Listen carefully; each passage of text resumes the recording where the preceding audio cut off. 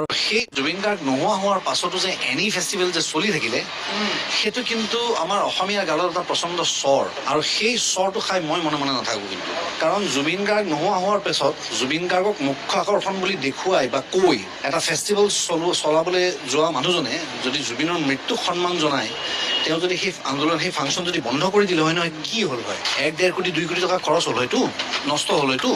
হওক, জুবিনৰ যিমান অনুৰাগী আছে সকলোৱে 1 টকাকৈ দিলেও তেওঁ 1 কোটি টকাতকৈ বেছি পইচা পাব।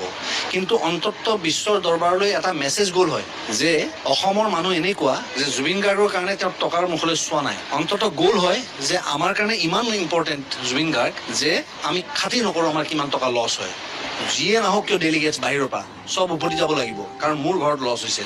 মোৰ যদি মা বা দেউতা ঢুকায়, ৰজা মহাৰাজা যদি মোৰ ঘৰলৈ ফুৰিবলৈ আহে, মই মাংস বনাম নেকি? মই যি খাম তাকেই খুৱামতো। সেই মনোভাৱটো যে নাথাকিল, সেইটো মই তীব্ৰ গৰিহণা দিছোঁ। আৰু নিৰপেক্ষ বিচাৰ হওক, মই মাননীয় মুখ্যমন্ত্ৰী ডাঙৰীয়ালৈ মই মোৰ আহ্বান জনাইছোঁ যে তেওঁলোকে আমাৰ সহায় লাগে, আমাৰ সহায় লওক, কিন্তু নিৰপেক্ষ প্ৰক্ৰিয়া হ'ব লাগিব, তদন্ত হ'ব লাগিব।